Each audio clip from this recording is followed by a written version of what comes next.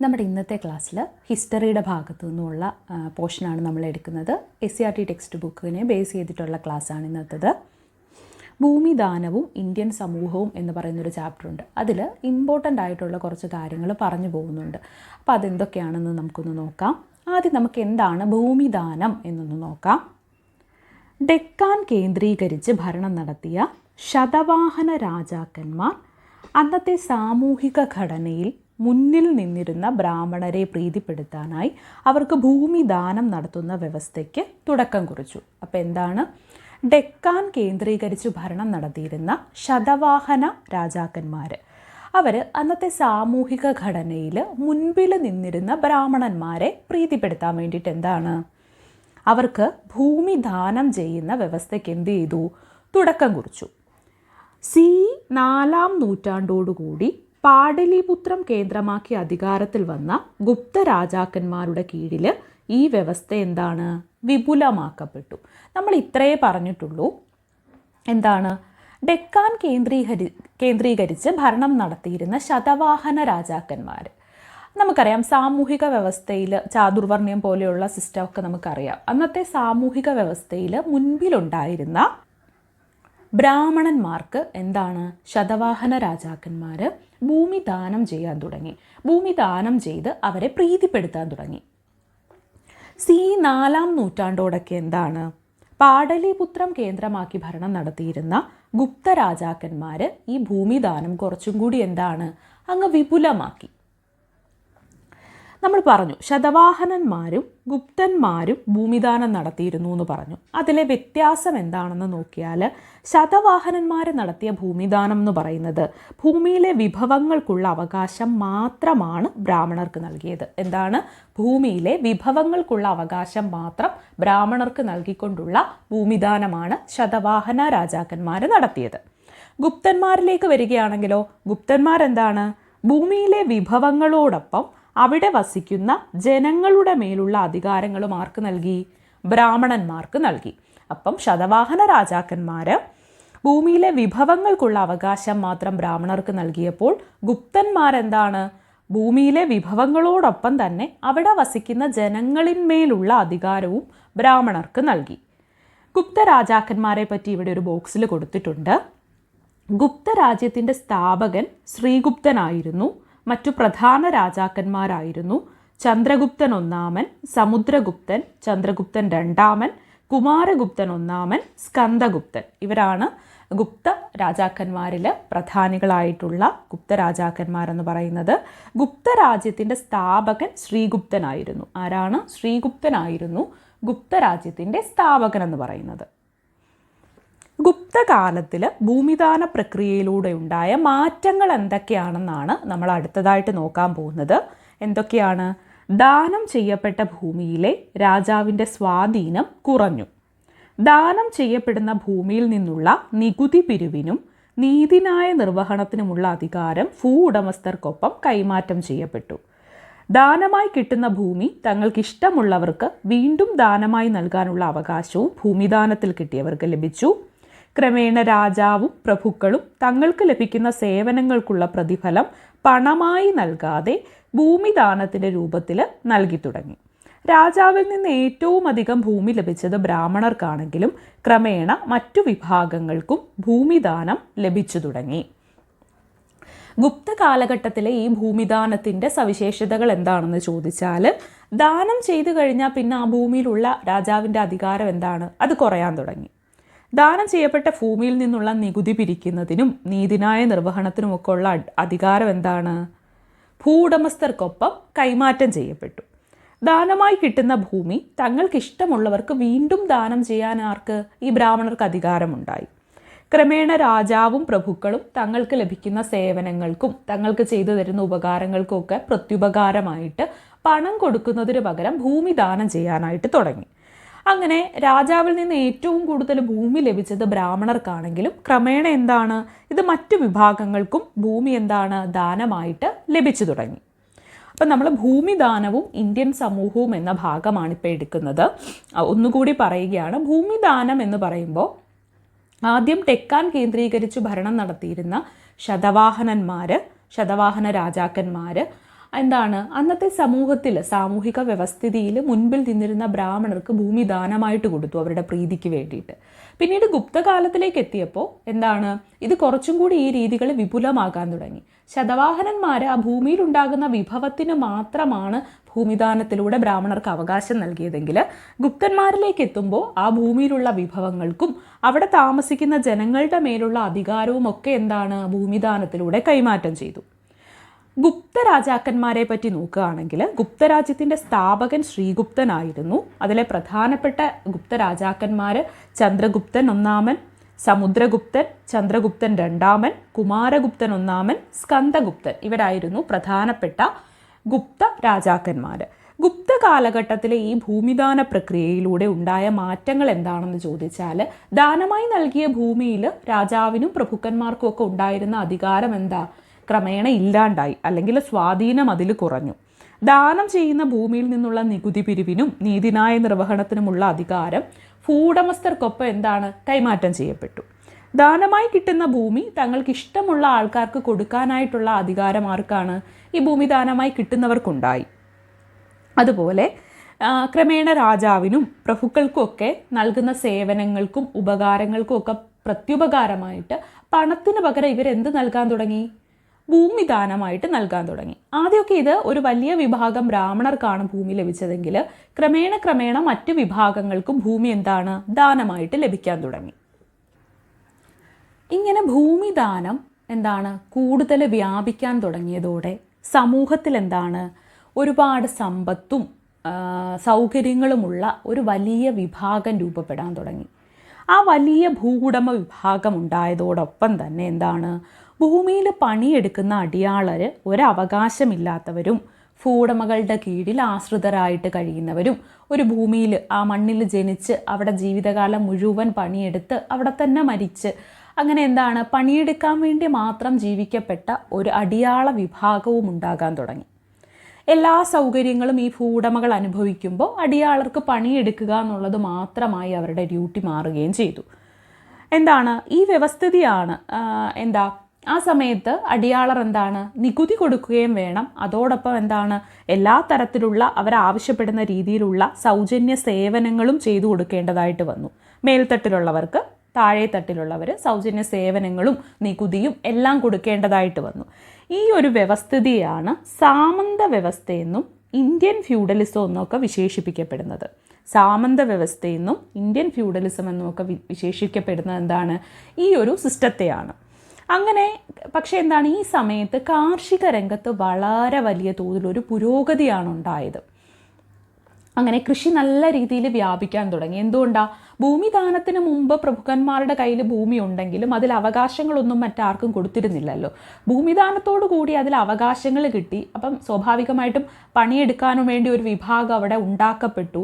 അതോടുകൂടി എന്താണ് എല്ലാ ഭൂമിയിലും അത്യാവശ്യം എല്ലാ ഭൂമിയിലും കൃഷി ചെയ്യാൻ വേണ്ടിയിട്ട് തുടങ്ങി. അങ്ങനെ ഉപയോഗിക്കപ്പെടാതെ കിടന്ന ഭൂമി പോലും എന്താണ് കൃഷിക്ക് വേണ്ടിയിട്ടുള്ള ഉപയോഗപ്രദമാക്കി മാറ്റി. അതുപോലെ എന്താണ് ഒരു സാമൂഹിക വ്യവസ്ഥിതി രൂപപ്പെട്ടില്ലേ? ഭൂവുടമ അടിയാളൻ എന്നൊരു വ്യവസ്ഥിതി. ആ വ്യവസ്ഥിതിയുടെ ഫലമായിട്ട് വലിയൊരു തൊഴിൽ ശക്തി രൂപപ്പെട്ടു. ഭൂമിയിൽ പണിയെടുക്കാൻ വേണ്ടിയിട്ട് വലിയൊരു വിഭാഗത്തെ രൂപപ്പെടുത്തിയെടുത്തു ഈ സാമൂഹിക വ്യവസ്ഥിതി. പിന്നെ കൃഷിയെപ്പറ്റിയും സാങ്കേതിക വിദ്യയെപ്പറ്റിയും കാലാവസ്ഥയെ പറ്റിയൊക്കെയുള്ള ബ്രാഹ്മണരുടെ അറിവ് എന്താണ് കൃഷി വിപുലപ്പെടുന്നതിന് സഹായിച്ചു. അതുപോലെ വിവിധ തരത്തിലുള്ള ജലസേചന മാർഗങ്ങളും എന്താണ് ആ സമയത്ത് കൃഷി വിപുലപ്പെടുന്നതിനെ സഹായിച്ചു.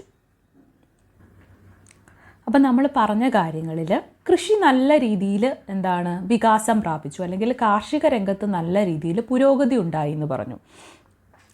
അങ്ങനെ കൃഷിയുടെ പുരോഗതിക്ക് വേണ്ടിയിട്ട് സഹായിച്ചതും അവരുപയോഗിച്ചതുമായിട്ടുള്ള ജലസേചന മാർഗങ്ങൾ എന്തൊക്കെയാണെന്ന് നമുക്കൊന്നുകൂടി നോക്കാം. എന്താണ് ഗുപ്തകാലത്തെ ജലസേചന മാർഗങ്ങൾ? നമുക്കൊരു സ്റ്റേറ്റ്മെൻറ്റ് ടൈപ്പ് ചോദ്യത്തിൽ ചിലപ്പോൾ ഇങ്ങനെ ചോദിച്ചുകൂടാന്നില്ല. എന്താണ് ഗുപ്ത കാലഘട്ടത്തിലെ ജലസേചന മാർഗങ്ങൾ എന്തൊക്കെയായിരുന്നു, താഴെ പറയുന്നവയിൽ ഏതൊക്കെയായിരുന്നു, അല്ലെങ്കിൽ താഴെ പറയുന്നവയിൽ ഗുപ്ത കാലഘട്ടത്തിലെ ജലസേചന മാർഗം അല്ലാത്തത് ഏത്, ഇങ്ങനെയൊക്കെ ചോദിക്കാം. അപ്പോൾ നമ്മൾ എന്താണ് SCERT ടെക്സ്റ്റ് ബുക്കുകൾ നല്ല രീതിയിൽ പഠിക്കണം. കാരണം SCERT നന്നായി പഠിച്ചു കഴിഞ്ഞാൽ തന്നെ ഒരു വിഭാഗം ചോദ്യങ്ങൾക്ക് നമുക്ക് ഉത്തരം ചെയ്യാൻ സാധിക്കും. കനാലുകളാണ്. കിണറ്റിൽ നിന്നും ഉയർത്തുന്ന ജലം ചാലുകളിലൂടെ കൃഷിയിടങ്ങളിൽ എത്തിച്ചു. എങ്ങനെയാണ്? കിണറ്റിൽ നിന്നും ഉയർത്തുന്ന ജലത്തെ ചാലുകളിലൂടെ കൃഷിയിടങ്ങളിൽ എത്തിച്ചു. അത് ഒരു ജലസേചന മാർഗമായിരുന്നു. കുളം, ജലസംഭരണി, മഴവെള്ളം ശേഖരിച്ചു വെച്ച് കൃഷിക്ക് ഉപയോഗിച്ചു. ദക്ഷിണേന്ത്യയിൽ ജലസംഭരണികൾ നിർമ്മിച്ചു. ഉത്തരേന്ത്യയിൽ എന്താണ്? കുളങ്ങൾ നിർമ്മിച്ചു. ദക്ഷിണേന്ത്യയിൽ വലിയ ജലസംഭരണികളും ഉത്തരേന്ത്യയിൽ കുളങ്ങളും ഒക്കെ നിർമ്മിച്ച് അതുപോലെ മഴവെള്ളമൊക്കെ ശേഖരിച്ചു വെച്ചും കൃഷിക്ക് വേണ്ടിയിട്ട് ഉപയോഗിച്ചു. ഘടിയന്ത്രം അഥവാ അരക്കട്ട എന്ന് പറയും.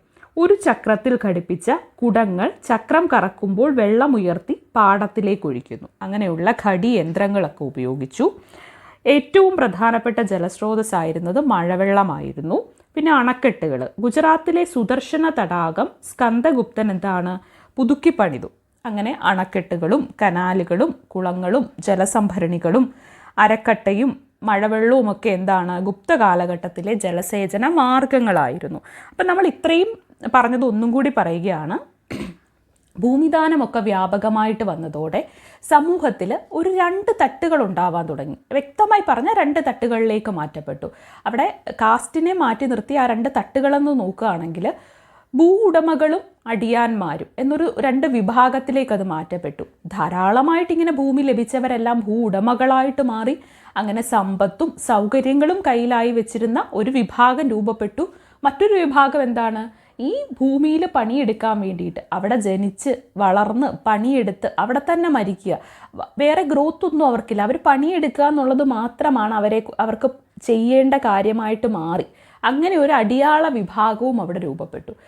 ഇവർ ഭൂമിയിൽ പണിയെടുക്കുന്നത് കൂടാതെ നികുതി കൊടുക്കേണ്ടതായിട്ട് വന്നു. പിന്നെ ഈ ഉയർന്ന വിഭാഗം ആവശ്യപ്പെടുന്ന സേവനങ്ങൾ എന്തൊക്കെയാണോ അതൊക്കെ ചെയ്തു കൊടുക്കേണ്ടതായിട്ട് വന്നു.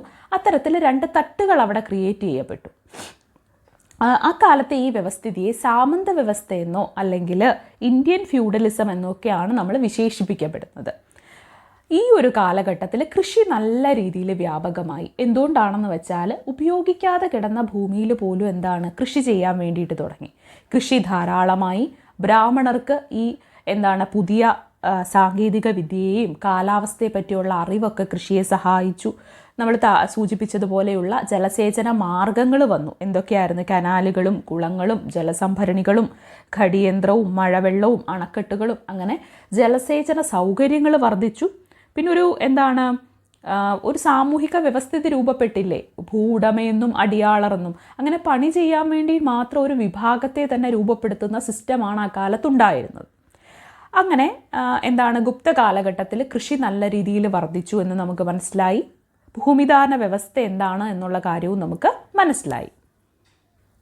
ഈ ഒരു കാലഘട്ടത്തിൽ ശ്രേണികൾ രൂപപ്പെടുകയുണ്ടായി. എന്താണ് ശ്രേണികൾ എന്ന് വെച്ചാൽ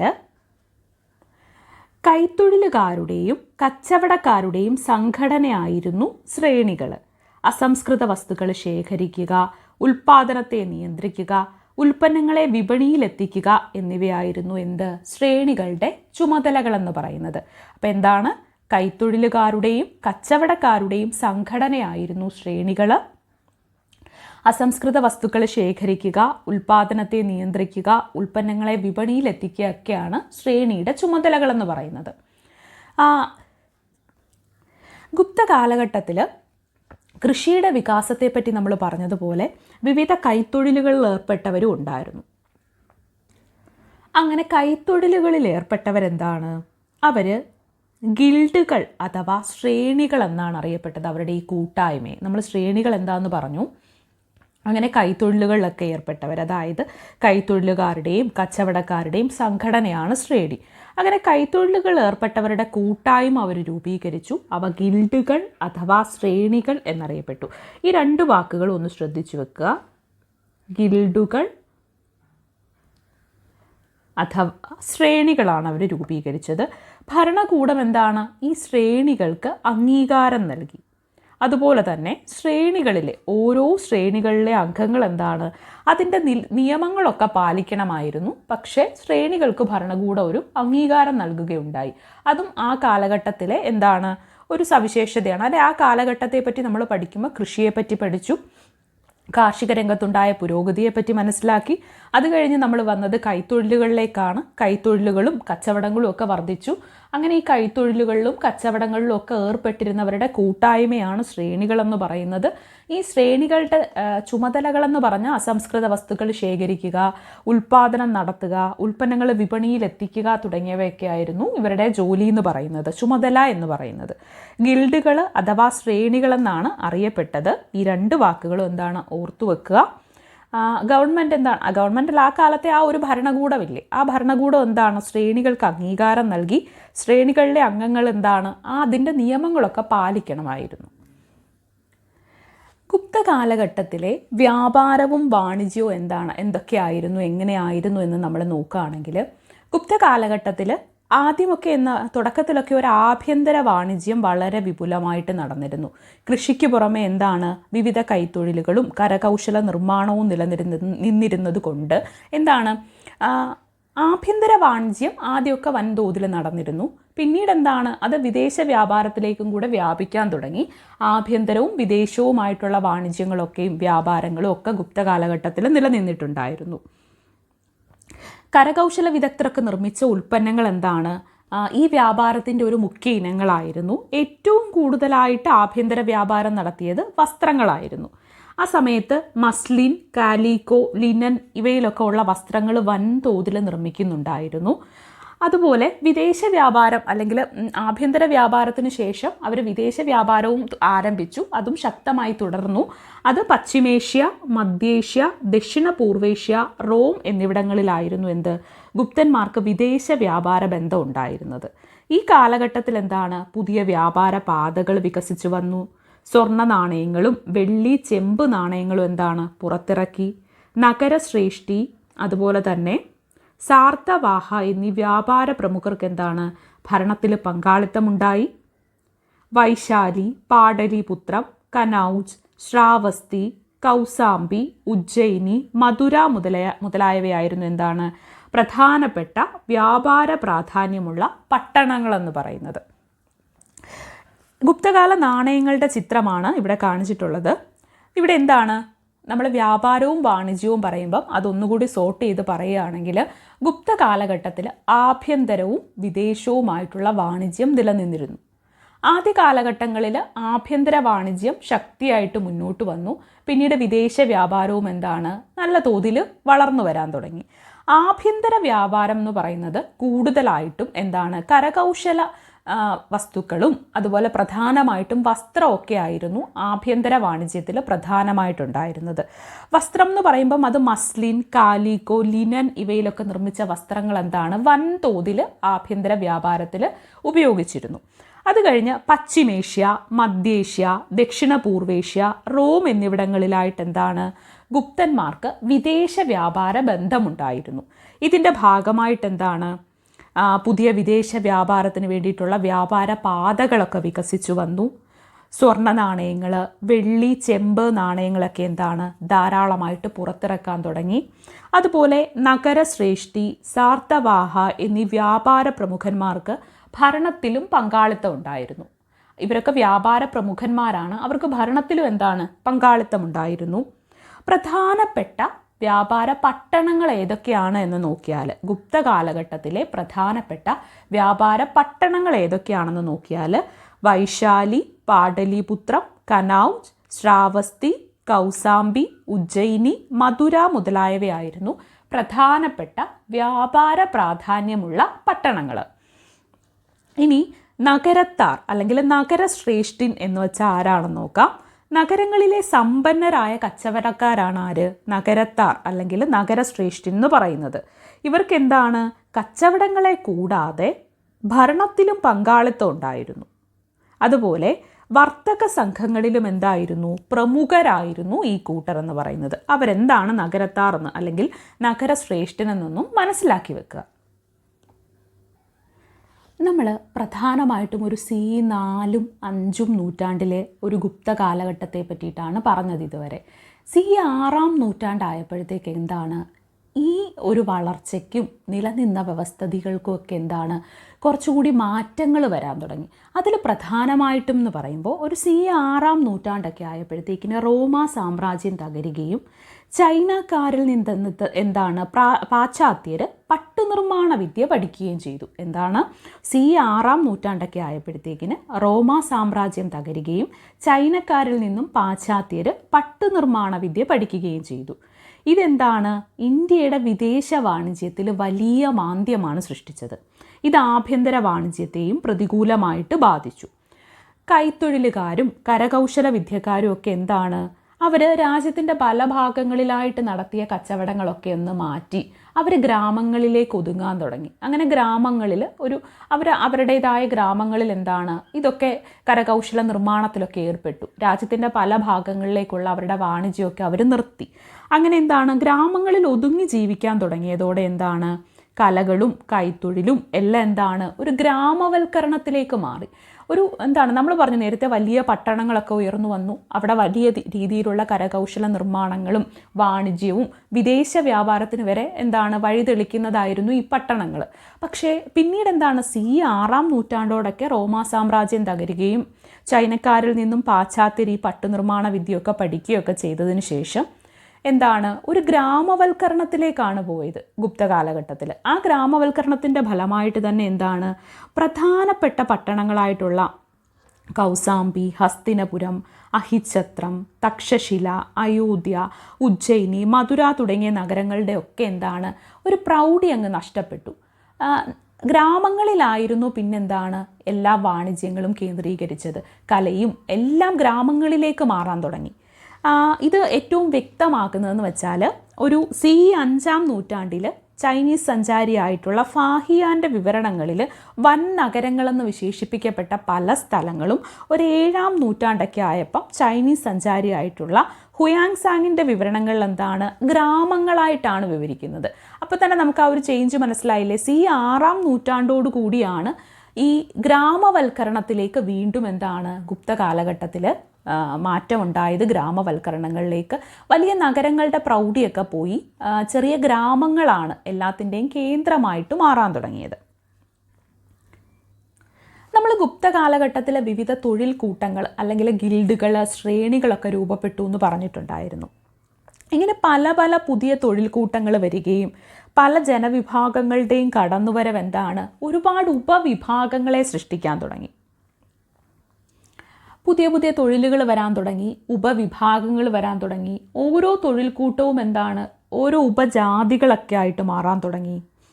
പിന്നെ വ്യത്യസ്ത തൊഴിൽ കൂട്ടങ്ങൾക്ക് പുറമെ അന്യദേശങ്ങളിൽ നിന്ന് വന്നവരും വനങ്ങളിൽ താമസിച്ചവരും വ്യത്യസ്ത ജാതിയിൽപ്പെട്ടവർ തമ്മിൽ വിവാഹം കഴിച്ചവരും ഒക്കെ ചേർന്ന് പുതിയ പുതിയ ജാതികളൊക്കെ നിർമ്മിക്കാൻ തുടങ്ങി. അങ്ങനെ പുതിയ പുതിയ ജാതികൾ ഉണ്ടാവുകയും ഈ ജാതി വ്യവസ്ഥ കൂടുതൽ അങ്ങ് സങ്കീർണമാവുകയും ചെയ്തു. നമുക്ക് ചാതുർവർണ്ണയത്തെ പറ്റി അറിയായിരുന്നു. പ്രധാനപ്പെട്ട ബ്രാഹ്മണരും ക്ഷത്രിയരും വൈശ്യർ ശൂദ്രർ ഇങ്ങനെ 4 വിഭാഗങ്ങളായിരുന്നു ചാതുർവർണ്ണയത്തിലുണ്ടായിരുന്നതെങ്കിൽ ഈ ഗ്രാമവൽക്കരണത്തിലേക്കൊക്കെ മാറി പിന്നീട് ഒരുപാട് തൊഴിൽ വിഭാഗങ്ങൾ ഉയർന്നു വന്നു.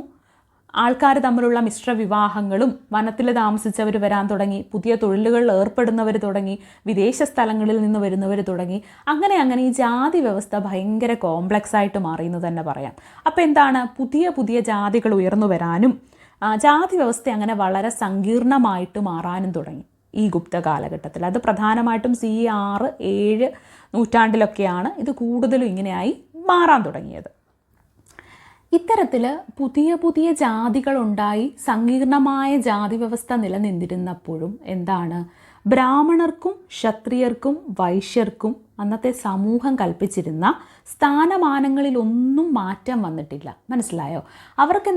അവർക്ക് നേരത്തെ ലഭിച്ചുകൊണ്ടിരുന്ന അതേ സ്ഥാനമാനങ്ങൾ കോംപ്ലക്സ് ആയ ഒരു കാസ്റ്റ് സിസ്റ്റത്തിലും അവർക്ക് ലഭിച്ച സ്ഥാനമാനങ്ങൾ അതുപോലെ നിലനിൽക്കുന്നുണ്ടായിരുന്നു. അതുപോലെ തന്നെ കാർഷിക വൃത്തിയിലേർപ്പെട്ട ശൂദ്രര വിഭാഗമില്ലേ, അവരുടെ കാര്യം കുറച്ചും കൂടി പരിതാപകരമായിട്ട് മാറുകയുമായിരുന്നു എന്ന് നമുക്ക് പറയാൻ പറ്റും. അതുപോലെ തന്നെ ചാതുർവർണ്ണയ വ്യവസ്ഥയ്ക്ക് പുറത്തായിരുന്ന അന്ത്യജർ എന്ന് പറയുന്ന വിഭാഗത്തെ തൊട്ടുകൂടാത്തവരായിട്ടാണ് കണക്കാക്കിയത്. അന്ത്യജരിൽ ഏറ്റവും താഴെയായിട്ടാണ് ഈ ചണ്ടാലരും അതായത് ശ്മശാനപാലകരും അങ്ങനെയൊക്കെയുള്ള വിഭാഗങ്ങളെ കണക്കാക്കിയിരുന്നത്. സ്ത്രീകളുടെ കാര്യത്തിലേക്ക് വരികയാണെങ്കിൽ ആ സമയത്ത് സ്ത്രീകൾക്ക് അങ്ങനെ പ്രത്യേക പരിഗണനകളോ ആദരവോ ഒന്നും ലഭിച്ചതായിട്ട് കണക്കാക്കപ്പെടുന്നില്ല. വകാടക റാണിയായിട്ടുള്ള പ്രഭാവതി ഗുപ്തയെ പോലുള്ള ചില രാജ്ഞിമാർക്ക് മാത്രം എന്താണ് ആദരവൊക്കെ ലഭിച്ചിട്ടുണ്ടെന്നതൊഴിച്ചാൽ സ്ത്രീകളുടെ സ്ഥാനം വളരെ പരിതാപകരമായിരുന്നു.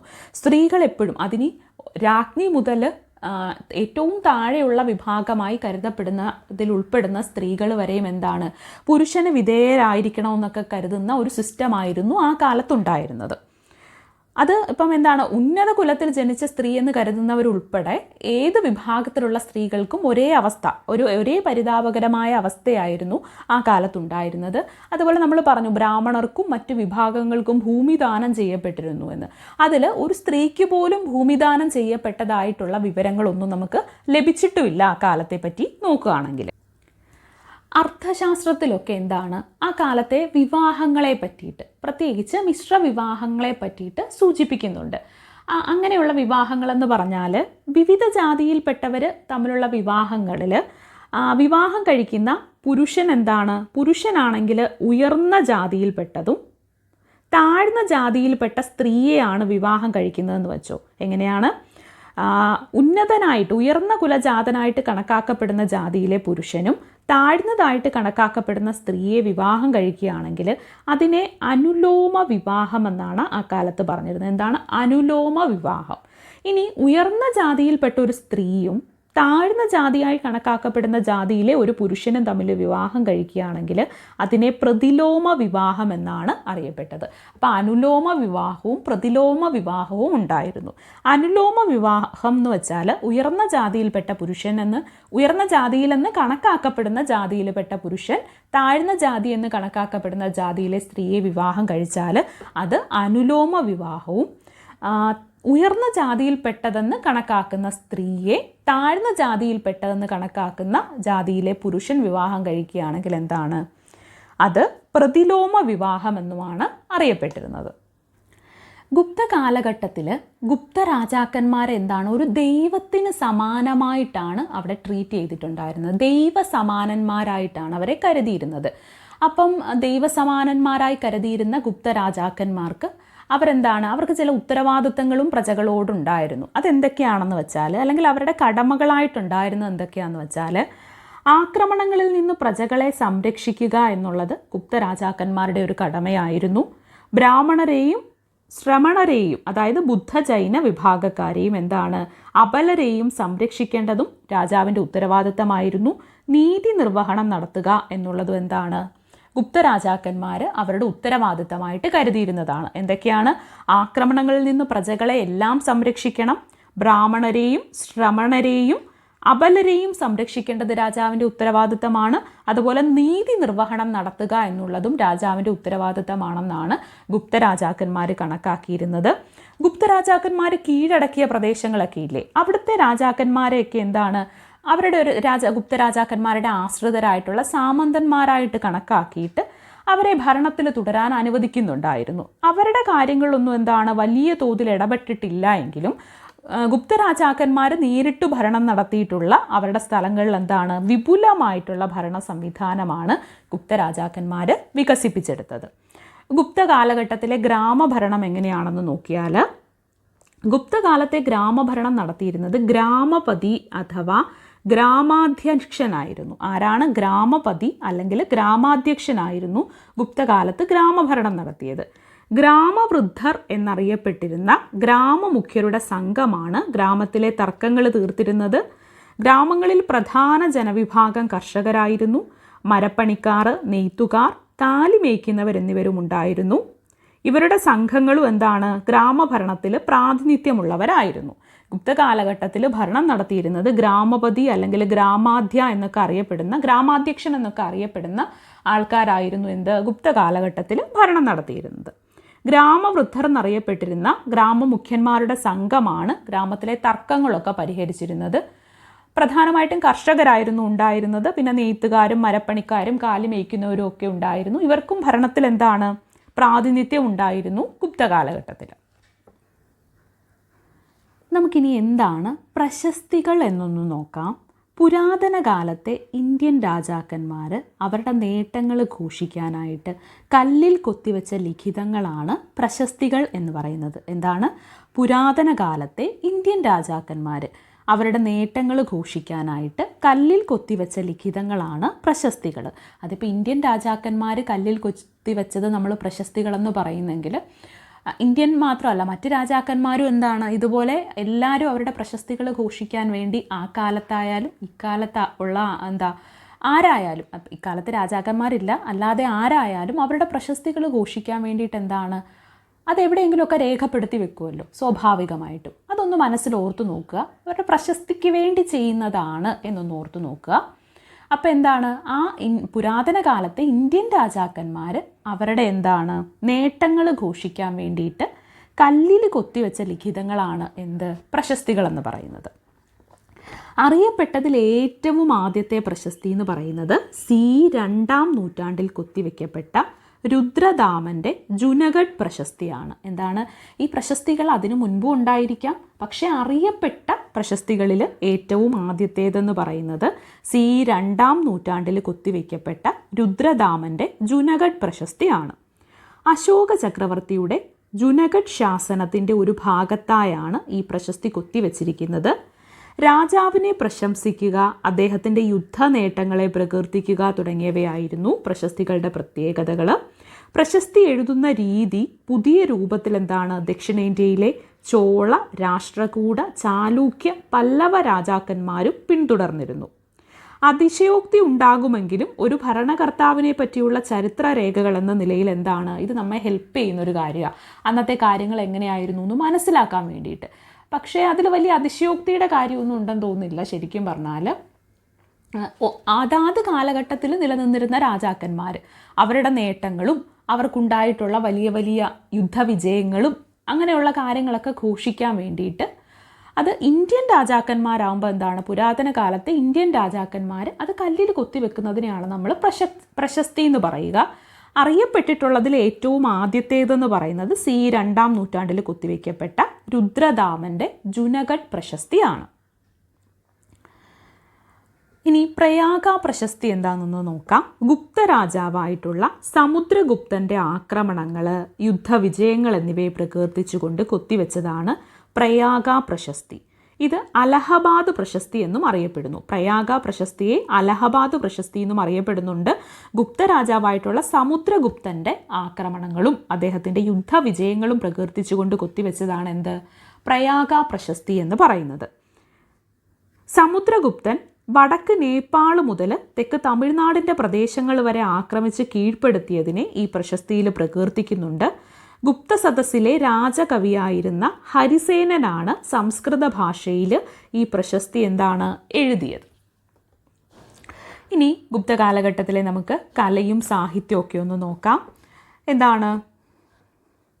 കലാരംഗത്തെ പുരോഗതികളും അതുപോലെ നിരവധി ക്ഷേത്രങ്ങളൊക്കെ ഈ കാലത്ത് നിർമ്മിക്കപ്പെടുകയൊക്കെ ഉണ്ടായി.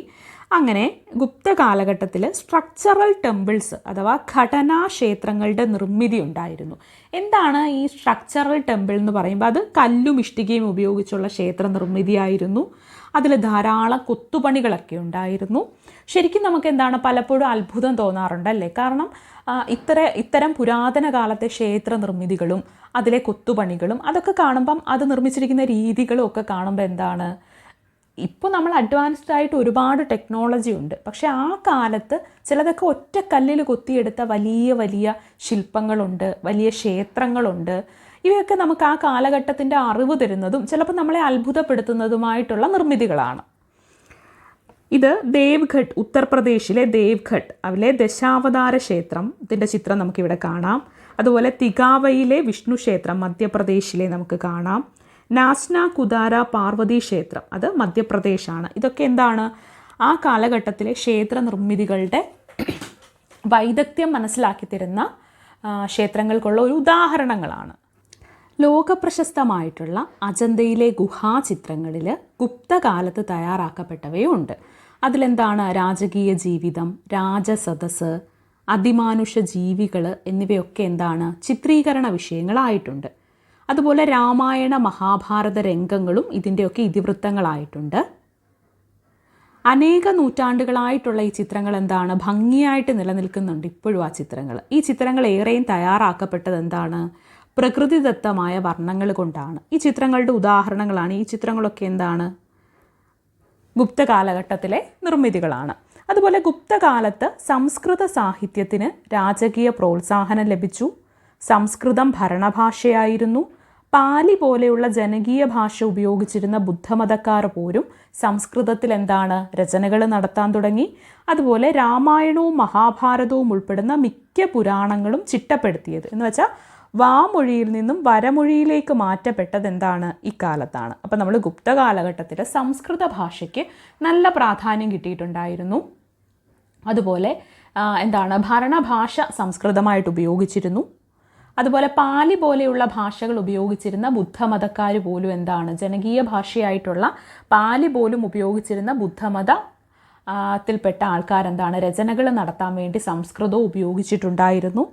മഹാഭാരതവും രാമായണവും പോലെയുള്ള പുരാണങ്ങൾ പലതും വാമൊഴിയിൽ നിന്നും വരമൊഴിയിലേക്ക് മാറ്റപ്പെട്ടതും ഗുപ്ത കാലഘട്ടത്തിലാണ്. ഗുപ്ത കാലഘട്ടത്തിൽ ധാരാളം ചിത്രരചനകളുടെ അവശേഷിപ്പുകൾ നമുക്ക് കിട്ടിയിട്ടുണ്ട്. അതിൽ അതിമാനുഷ്യനായിട്ടുള്ള ജീവികളെ പറ്റിയിട്ടും രാജസദസ്സിനെ പറ്റിയിട്ടും രാജകീയ ജീവിതത്തെ പറ്റിയൊക്കെയുള്ള തെളിവുകൾ കിട്ടുന്ന തരത്തിലുള്ള ചിത്രങ്ങളാണ് ആ കാലഘട്ടത്തിലേത് നമുക്ക് ലഭിച്ചിട്ടുള്ളത്. സംസ്കൃത ഭാഷയിൽ നാടകങ്ങളും കാവ്യങ്ങളും വ്യാകരണങ്ങളും നിഘണ്ടുവും ഒക്കെ ഈ കാലത്ത് രചിക്കപ്പെട്ടിട്ടുണ്ട്. ഇതിൽ പ്രധാനപ്പെട്ടവ നമുക്കൊന്ന് നോക്കാം. അഭിജ്ഞാന ശാകുന്തളം എഴുതിയതാരാണ്? കാളിദാസൻ്റെ അഭിജ്ഞാന ശാകുന്തളം ഈ കാലഘട്ടത്തിലെയാണ്. സാഹിത്യ വിഭാഗം നോക്കുകയാണെങ്കിൽ അത് നാടകമാണ്. കുമാരസംഭവം അതും കാളിദാസൻ്റെയാണ്, അതൊരു കാവ്യമാണ്. മൃച്ഛകടികമാരുടെയാണ്? ശൂദ്രകൻ്റെയാണ്, നാടകമാണത്. സ്വപ്നവാസവദത്തം ഭാസൻ്റെയാണ്, നാടകമാണ്. ത്രികാണ്ഠി ആരുടേതാണ്? ഭർതൃഹരിയുടേതാണ്, അതൊരു വ്യാകരണ ഗ്രന്ഥമാണ്. അമരകോശം അമരസിംഹൻ്റെതാണ്, അതൊരു നിഘണ്ടുവാണ്. നമ്മൾ കേട്ടിട്ടുള്ളതാണ്. പക്ഷേ വളരെ ഇമ്പോർട്ടൻ്റ് ആണ്. ഈ കാലഘട്ടത്തിലെ സംസ്കൃത നാടകങ്ങളൊക്കെ ലോകപ്രസിദ്ധമായിട്ടുള്ള നാടകങ്ങളായിരുന്നെങ്കിലും ആ നാടകങ്ങളിൽ ഉന്നത പുരുഷ കഥാപാത്രങ്ങൾക്ക് മാത്രമേ സംസ്കൃത ഭാഷ സംസാരിക്കാനുള്ള അവകാശം ഉണ്ടായിരുന്നുള്ളൂ. ഒന്ന് ആലോചിച്ച് നോക്കിക്കേ, ഒരു കലയിൽ പോലും ആ കാലഘട്ടത്തിൽ ഈ രീതിയിലായിരുന്നെങ്കിൽ ഈ കാലഘട്ടത്തിൽ മറ്റു പല രീതിയിലുമുള്ള വിവേചനങ്ങളുണ്ട് സൊസൈറ്റിയിൽ. പക്ഷേ ആ കാലഘട്ടത്തിലൊന്ന് ആലോചിച്ച് നോക്കിക്കേ, ഒരേ നാടകം അതിൽ അഭിനയിക്കുന്ന ഉന്നതമായിട്ടുള്ള പുരുഷ കഥാപാത്രങ്ങൾക്ക് മാത്രമേ സംസ്കൃത ഭാഷ ഉപയോഗിക്കാൻ പറ്റൂ. സ്ത്രീകൾക്കും, അതിപ്പോൾ രാജ്ഞി അടക്കമുള്ള സ്ത്രീകളാണെങ്കിലും അതുപോലെ താഴ്ന്നതായിട്ട് കണക്കാക്കപ്പെടുന്ന ജാതികളിലെ പുരുഷ കഥാപാത്രങ്ങൾക്കും പ്രാകൃത ഭാഷയായിരുന്നു അവർ പറയേണ്ടത്. സംസ്കൃത ഭാഷ ഉപയോഗിക്കാൻ പറ്റുന്നത് ഉന്നത പുരുഷ കഥാപാത്രങ്ങൾക്ക് മാത്രമായിരുന്നു ആ കാലഘട്ടത്തിൽ. ഇന്ത്യൻ തത്വചിന്തയ്ക്ക് അടിസ്ഥാനമിട്ട ചില ദർശനങ്ങളൊക്കെ ഈ കാലഘട്ടത്തിലാണ് ഉയർന്നു വന്നത്. ഷഡ് ദർശനങ്ങൾ അഥവാ 6 സിസ്റ്റം ഓഫ് ഫിലോസഫി എന്ന് പറയുന്ന ഷഡ് ദർശനങ്ങളൊക്കെ ഈ കാലഘട്ടത്തിൽ ഉയർന്നു വന്നതാണ്. ആ ദർശനങ്ങളുടെയൊക്കെ വക്താക്കൾ ആരാണെന്നും ആ ദർശനങ്ങൾ നമുക്കൊന്ന് നോക്കാം. സാംഖ്യദർശനത്തിൻ്റെ വക്താവ് കപിലനാണ്. സാംഖ്യദർശനത്തിൻ്റെ വക്താവ് ആരാണ്? കപിലനാണ്. യോഗയുടേത് പതഞ്ജലിയാണ്. ന്യായയുടേത് ഗൗതമനാണ്. വൈശേഷിക ദർശനത്തിൻ്റെത് വക്താവ് കണാദനാണ്. വേദാന്ത ദർശനത്തിൻ്റെത് ബാദരായണയാണ്. അതുപോലെ മീമാംസാ ദർശനത്തിൻ്റെത് ജൈമിനിയാണ്. മീമാംസാ ദർശനത്തിൻ്റെത് ജൈമിനിയാണ്. വേദാന്ത ദർശനത്തിൻ്റെത് ബാദരായണനാണ് വക്താവ്. വൈശേഷിക ദർശനത്തിൻ്റെത് കണാദനാണ്. ന്യായദർശനത്തിൻ്റെ വക്താവ് ഗൗതമനാണ്. യോഗ ദർശനത്തിൻ്റെ വക്താവ് പതഞ്ജലിയാണ്. സാംഖ്യദർശനത്തിൻ്റെ വക്താവ് ആരാണ്? കപിലനാണ്.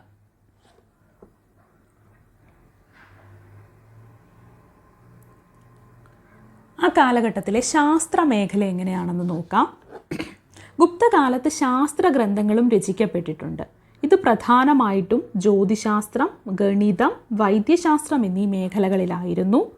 വരാഹമിഹിരൻ്റെ ബൃഹത് സംഹിതയും ആര്യഭടൻ്റെ ആര്യഭടീയവും അമരസിംഹൻ്റെ അമരകോശവും ഇക്കാലത്ത് രചിക്കപ്പെട്ട പ്രധാനപ്പെട്ട ശാസ്ത്രഗ്രന്ഥങ്ങളാണ്. ഗുപ്തകാലത്ത് ശാസ്ത്രഗ്രന്ഥങ്ങളും രചിക്കപ്പെട്ടിരുന്നു. ഇതിൽ പ്രധാനപ്പെട്ടതെന്ന് പറയുന്നത് ജ്യോതിശാസ്ത്രം, ഗണിതം, വൈദ്യശാസ്ത്രം എന്നീ മേഖലകളിലായിരുന്നു. വരാഹമിഹിരൻ്റെ ബൃഹത് സംഹിതയും ആര്യഭടൻ്റെ ആര്യഭടീയവും അമരസിംഹൻ്റെ അമരകോശവും ഗുപ്ത കാലഘട്ടത്തിൽ രചിക്കപ്പെട്ട ശാസ്ത്രഗ്രന്ഥങ്ങളാണ്.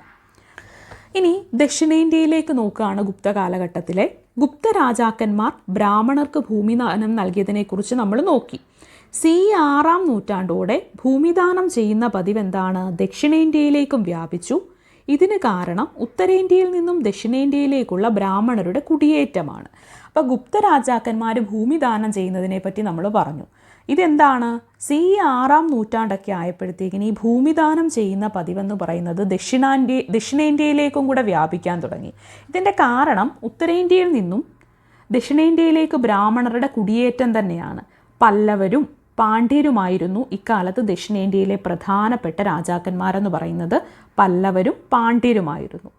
അവർ ബ്രാഹ്മണർക്കും ക്ഷേത്രങ്ങൾക്കും ഭൂമിദാനം ചെയ്തു. ഇതിൻ്റെ ഫലമായിട്ട് ദക്ഷിണേന്ത്യയിലെ സമൂഹത്തിലും സമ്പദ് വ്യവസ്ഥയിലും ബ്രാഹ്മണർക്ക് എന്താണ്? ഉയർന്ന സ്ഥാനം ലഭിച്ചു. ബ്രാഹ്മണർക്ക് ഭൂമിദാനം ചെയ്ത് ഈ പ്രദേശത്ത് കൃഷി എന്താണ്? അത് വികസിക്കാൻ കാരണമായി. അതിൻ്റെ പ്രധാന കാരണം ബ്രാഹ്മണർക്ക് കൃഷിയെയും അതിൻ്റെ സാങ്കേതിക വിദ്യയും കാലാവസ്ഥയൊക്കെ പറ്റിയുള്ള അറിവും ഒക്കെയാണ്. അതുപോലെ രാജാക്കന്മാരും ഗ്രാമഭരണകൂടങ്ങളും ജലസംഭരണികൾ നിർമ്മിച്ചും ജലസേചന സംവിധാനം ഒരുക്കിയും എന്താണ്? കൃഷിയെ പ്രോത്സാഹിപ്പിക്കുകയും ചെയ്തു. നമ്മൾ ഈ ക്ലാസ് തുടങ്ങിയ സമയത്ത് എന്താണ് ഗുപ്ത കാലഘട്ടത്തിലെ ഭൂമിദാനത്തെ പറ്റിയാണ് പറഞ്ഞത്. ഒരു സി 6-ാം നൂറ്റാണ്ടൊക്കെ ആയപ്പോഴത്തേക്കിന് ഈ ഭൂമിദാനം എന്ന പതിവ് ദക്ഷിണേന്ത്യയിലേക്കും വന്നു. അതെങ്ങനെയാണെന്ന് വെച്ചാൽ ഉത്തരേന്ത്യയിൽ നിന്നും വ്യാപകമായിട്ട് എന്താണ് ബ്രാഹ്മണന്മാർ ദക്ഷിണേന്ത്യയിലേക്ക് പലായനം ചെയ്യാൻ തുടങ്ങി. അങ്ങനെയാണ് ദക്ഷിണേന്ത്യയിലും ഇത് വ്യാപിക്കാനായിട്ട് തുടങ്ങിയത്. അതുപോലെ പല്ലവരും പാണ്ഡ്യരുമായിരുന്നു എന്താണ് ഇക്കാലത്തെ ദക്ഷിണേന്ത്യയിലെ പ്രധാന രാജവംശങ്ങളെന്ന് പറയുന്നത് പല്ലവരും പാണ്ഡ്യരുമായിരുന്നു. അപ്പോൾ ഭൂമിദാനം ദക്ഷിണേന്ത്യയിലും വ്യാപകമായിട്ട് ഭൂമി ബ്രാഹ്മണർക്ക് ലഭിച്ചതോടെ എന്താണ് കൃഷി കൂടുതൽ ദക്ഷിണേന്ത്യയിലും വിപുലപ്പെടാൻ വേണ്ടിയിട്ട് തുടങ്ങി. കാരണം എന്താണെന്ന് നമ്മൾ മുൻപ് തന്നെ പറഞ്ഞു. ബ്രാഹ്മണർക്ക് കൃഷിയിലും പുതിയ സാങ്കേതിക വിദ്യയിലും കാലാവസ്ഥയിലുമുള്ള ഒരു അറിവാണ് ഇതിന് പ്രധാനപ്പെട്ട കാരണമെന്ന് പറയുന്നത്. രാജാക്കന്മാരും ഗ്രാമഭരണകൂടങ്ങളും എന്താണ് ജലസംഭരണികൾ നിർമ്മിച്ചും ജലസേചന സംവിധാനങ്ങൾ ഒരുക്കിയൊക്കെ എന്താണ് കൃഷിയെ പ്രോത്സാഹിപ്പിക്കാനും തുടങ്ങി. ദക്ഷിണേന്ത്യയിൽ അങ്ങനെ കാർഷിക പുരോഗതി ഉണ്ടായി എന്ന് നമ്മൾ പറഞ്ഞു. ഇവിടെ ബ്രാഹ്മണരുടെ നിയന്ത്രണത്തിലായിരുന്ന ക്ഷേത്രങ്ങളുടെയൊക്കെ ഇടപെടൽ കൊണ്ട് എന്താണ് പല്ലവ രാജ്യത്ത് നല്ല രീതിയിൽ കാർഷിക പുരോഗതി ഉണ്ടായി. കാർഷിക മിച്ചമുണ്ടായി. അങ്ങനെ എന്താണ് ആഭ്യന്തരവും വിദേശവുമായിട്ടുള്ള വ്യാപാരവും വാണിജ്യവും നല്ല രീതിയിൽ വർദ്ധിക്കാൻ തുടങ്ങി. ആഭ്യന്തര വ്യാപാരത്തിനൊപ്പം സമുദ്ര വ്യാപാരവും എന്ത് ചെയ്തു? വർദ്ധിച്ചു പല്ലവ രാജ്യത്ത്. പല്ലവരുടെ പ്രധാനപ്പെട്ട തുറമുഖമായിരുന്നു മഹാബലിപുരവും അതുപോലെ നാഗപട്ടണവും. മഹാബലിപുരത്തെ എന്താണ് അവിടുത്തെ ക്ഷേത്ര നിർമ്മിതിയൊക്കെ നമ്മൾ പറയാൻ പോകുന്നുണ്ട്, ഉടനെ തന്നെ പറയും. അതുപോലെ പാണ്ഡ്യരാജ്യത്തേക്ക് വരുമ്പോൾ എന്താണ് അവിടുത്തെ വാണിക സമൂഹങ്ങളൊക്കെ എന്താണ് അവിടുത്തെ ഒരു പ്രധാന സവിശേഷതയായി. വാണിക സമൂഹങ്ങളെന്ന് പറയുമ്പോൾ നമ്മൾ ഉത്തരേന്ത്യയിലെ ശ്രേണികളെന്ന് പറഞ്ഞില്ലേ, തൊഴിലാളികളുടെയും കച്ചവടക്കാരുടെയൊക്കെ ആ കൂട്ടായ്മയില്ലേ, അതിനെ ദക്ഷിണേന്ത്യയിൽ വന്നപ്പം പാണ്ഡ്യരാജ്യത്ത് അതിനെ എന്താണ് വാണിക സമൂഹങ്ങൾ അല്ലെങ്കിൽ വാണിക സംഘങ്ങൾ എന്നൊക്കെയാണ് പറയുന്നത്. അതുപോലെ നഗരത്താർ എന്നൊക്കെ പറയുന്ന വ്യാപാരികളുണ്ടായിരുന്നു. വ്യാപാരികളെ നഗരത്താർ എന്നാണ് അറിയപ്പെട്ടത്. കുരുമുളകും ചന്ദനവും സ്വർണവും മുത്തും ഒക്കെയായിരുന്നു പാണ്ഡ്യരുടെ പ്രധാനപ്പെട്ട കയറ്റുമതി ഇനങ്ങളെന്ന് പറയുന്നത്. അതുപോലെ കോർഗൈ, കായൽപട്ടണം, പെരിയപട്ടണം മുതലായ തുറമുഖങ്ങളൊക്കെ വഴി റോമുമായിട്ടും ഗ്രീക്കുമായിട്ടും ചൈനയുമായിട്ടും അറബി വ്യാപാരികളുമായിട്ടുമൊക്കെ എന്താണ് കച്ചവടങ്ങൾ നടത്താൻ വേണ്ടിയിട്ട് പാണ്ഡ്യർക്ക് സാധിച്ചു.